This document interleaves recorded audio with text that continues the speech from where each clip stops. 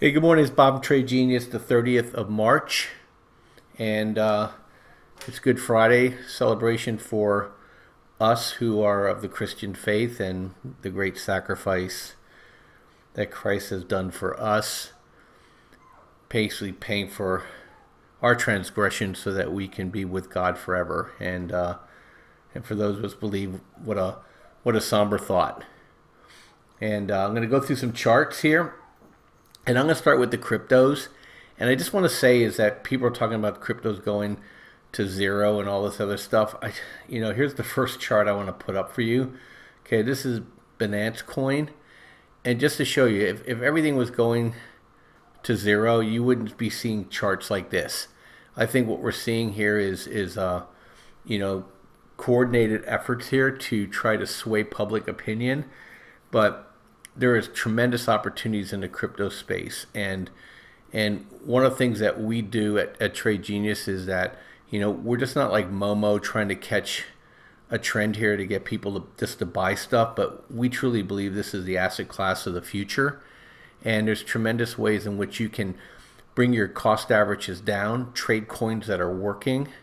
We even could show you how to even to short this market for some coins, and also to support your Bitcoin, and also how to trade in and out and trade ranges. And my partner Phil is just does a tremendous job in this regard, and people are making money in this environment. And so we encourage you to join us. Starting next month in April, the pricing that you see on our site's changing, and we're doing things a little bit differently, and you're not going to get as good of a deal as you are before tomorrow night into the future. And I encourage you to take advantage of it, and not just on the crypto side, on the ETF side too. The volatility is becoming a gift for us. I mean, Friday, and in fact, the whole week there was just some tremendous opportunities to make money. And in the market now is the suppression with the volatility is over, and as traders, this is a definitely a blessing for us. And now we can swing positions and make money. So whatever has been that stranglehold in the market is gone. I'm going to blast through some charts here on the crypto side, and then on the ETF side, just so you can see where we see the opportunities are. And also too, just to point out, this thing you see here, sell and buy signals. This is part. If you join the service, you can get our crypto money machine. It's called the Deluxe. Put it right on TradingView, and it'll give you buy sell signals that can help inform you in terms of making a decision whether you should add, get out, reduce, and even in some cases short. So Binance is looking great. This is the exchange. They're making some strategic moves. They're moving into Malta, and I think they're going to do really well. There's some ways in which you could grow your stash with them, and so this is a coin definitely that you should consider. And chart looks great. Here's Bitcoin, and you see the arrows and stuff I have here. Is that I look every Thursday to see if there's a buy opportunity, and I record if that opportunity failed, if for basically the low of the week. And about 75% of the time is if you're going to be adding, absent of any other decision process, is that you can go ahead and you can make a purchase Thursday or Friday. Phil talks about the Friday after market close trade for a quick 1 to 3% if you're just a sharpshooter. And then I look on Thursdays because I have a buy program that I buy every week, and so I like to see it, make sure that trend is still holding for me as a good place to make an additional purchase. So here's some others that are working. BitShares is putting it around at bottom. Some of these coins I have here, like Clam and Dash and Doji, you could short those coins against Bitcoin, and so that's why I have them in there to see if I get sell signals on there. I'll consider shorting them against Bitcoin and Poloniex. And we're gonna put some courses together to show people actually how to do that. And I do that a lot against Ripple, and because it has a nice opportunities to make money. So if you're in Bitcoin and you want to bring your costs down or add Bitcoin, at the expense of another coin, these are the coins that I look at. So Clam, Dash, look at, even though Bitcoin's falling, if you're shorting against Bitcoin, you're holding you're adding your Bitcoin and you're bringing your average down, and you can even leverage. So I'm not going to make a judgment call whether you should or shouldn't do it, but they allow you to leverage up to 2.5 times your position. So depending on how confident you are, how closely you're watching it, the tools that you have, there's opportunities to actually turn any kind of selling in Bitcoin into lemonade, and actually come out ahead on the process.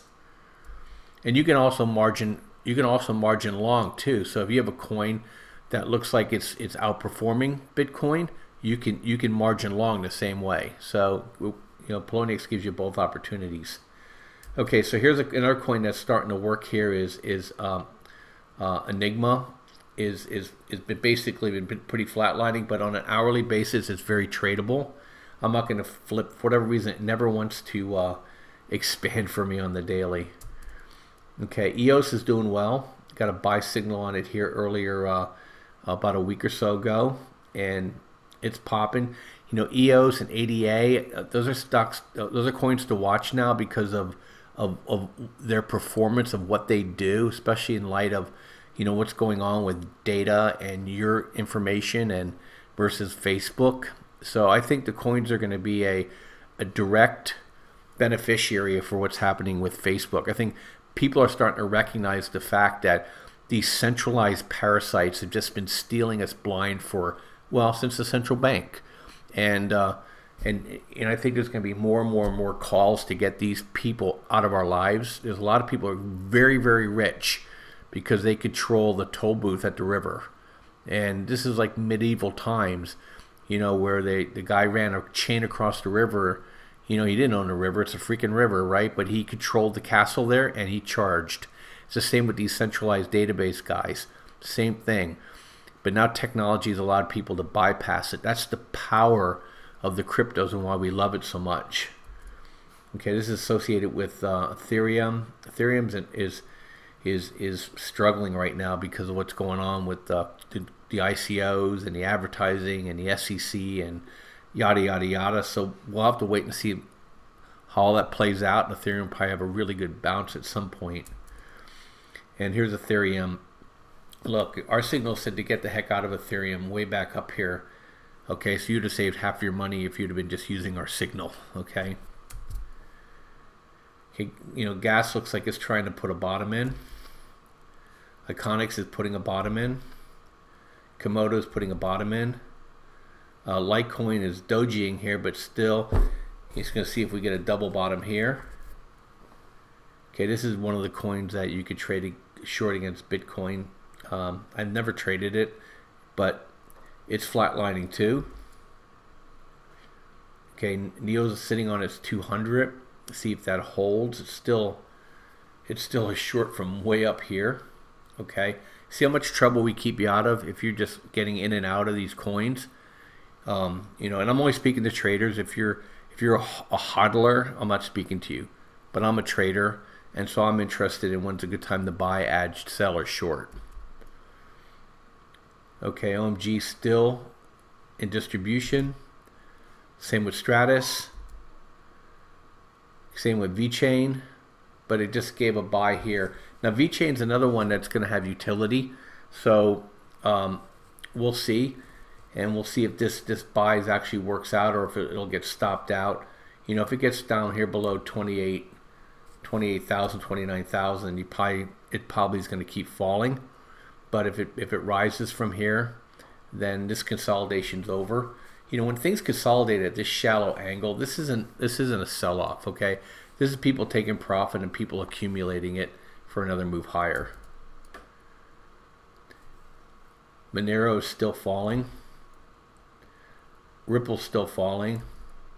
And that's it. So I'm going to flip over to the ETFs now too, just to give you a sense. Phil will talk more detail and we look at the markets and TA a little differently, but we're usually pretty much in alignment.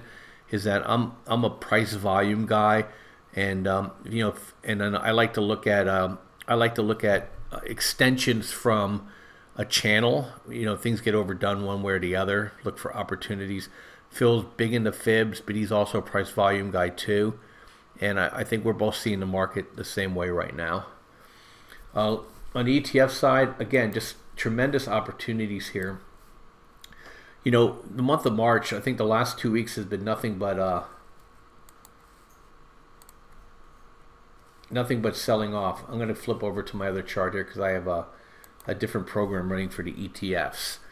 I'm going to just talk about the first 10 or 12 ETFs here. Is that just like last week here? So we had this was the Friday sell-off, and we had I have a program I call the Slingshot that is looking for just basically a move that's just a little too far too fast. And at the same time it hit, this is 5% below the volume weighted average price. And last Friday just knew that this was an opportunity for a go long. And then it gapped up, and then it moved up, and then I use this to whether it be in calls or puts, or to sell puts and sell call spreads. And just like about 2 weeks ago, or a month ago, we had the same thing happen here, where it pushed up. It didn't quite break my my reversal, but then it resold back down and put a new low in. This time, it did something a little bit differently, which is a little bit more bullish. It actually pushed up. It broke this, sold back down, but then it held. They really couldn't sell it off anymore, and then you had this move into Friday. Now the only thing that bothers me is the close wasn't really strong, and I'm looking for it to get up to VWAP and then see what kind of decision we have to make. I don't think we're out of the woods yet, but there is data that suggests otherwise. When you have a move where you have the put-call ratio and you have the volatility at such extremes for such a large period of time, it usually reflects out bullishly over the next 2.5 months. And some of the data suggests that we could have literally 95% of the days positive going out until the middle of June. Now, I'll hold my breath on that, but there are data points and probabilities for a reason, because they come true more often than they do not. But we have to see if this low holds and we could break through the VWAP. Then I'm more interested. But in the meantime, when we get these extremes now on the short side, these are good opportunities to buy and to grab some trades here, and we'll see if we get a sustained move higher again. Emerging markets looks the same way. It looks a little bit more constructive actually, and I thought about it on Friday to buy, but I think I want to wait till Monday, and because this flashed a buy signal for me. But I'd like to see if this is truly not a head and shoulders pattern here, and that it actually breaks this and then fills this gap, and then we'll have to wait and see. Same with the Qs. I think technology from a valuation standpoint is dead. So you have the FANG stocks are getting eviscerated. Sorry, my dog's annoyed because he can't come in here. And you have, I think it's secular. I think this privacy thing is just going to blow up. People are really mad, me included. And the censorship that they're doing they screwed themselves up. They should have just kept quiet, and now they've made themselves a big target. Now President Trump is screwing around with Amazon a little bit, just I think to show him that, hey, I can move your market cap around just by suggesting things. And I think that's something to keep an eye on. And now you got Humana buying. Walmart is rumored to buy Humana. You got some of these really big companies trying to get in the healthcare space, and I think biotech and some of these medical providers are going to be under the scrutiny here because their margins are too high. People cannot pay the healthcare anymore. And I think we're going to see massive deflation in there, and most of those stocks are in the NASDAQ. And so I'm not a big fan of the Qs. They might have a dead cat bounce here, but they're in big trouble. Same with the banks. the yield curve is flattening across. Bankruptcies are going up. Real estate loans are on the commercial side are going to go belly up. You got credit card bankruptcies. You have auto bankruptcies. I mean, they're in big trouble. And just raising rates to give these guys a bigger spread. Well, you know what? You need volume to go along with that spread, and that volume's drying up. That's why they're begging Congress to let them get back in the trading business again, because the banking business is dead. And guess what? And as these countries all go crypto, you don't need a banking system if you go crypto. Even if you hate the government and hate their coin and they go crypto because it's centralized, you don't need a bank. So the banks might be in big trouble here, you know, secularly. So just something to keep an eye on. I'm not a fan of the banks. I think they're going to be an opportunity to short as well. Okay, so TVIX and volatility. I think if what I think is going to happen in April is going to happen, is I think we'll see volatility come down. I think it'll come down until a month before the next central bank meeting where they expect it to raise rates. And so I wouldn't be a buyer of TVIX here. I'd let it get oversold again, and then look for opportunities to go along with it. Miners are interesting. You know, everybody's been calling for the death of the miners and metals, and so we have here. It's just been flat. I'm in GDX, and what I'm going to do here is I'm holding my positions, and I'm in AG as well.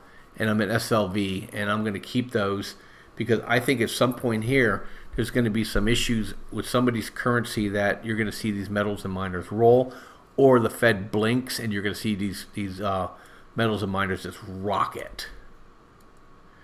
Okay, UVXY, we shorted VXX on Thursday, and it was a great move, and I think you're going to see a big release. You're going to see UVXY, VXX come down in here.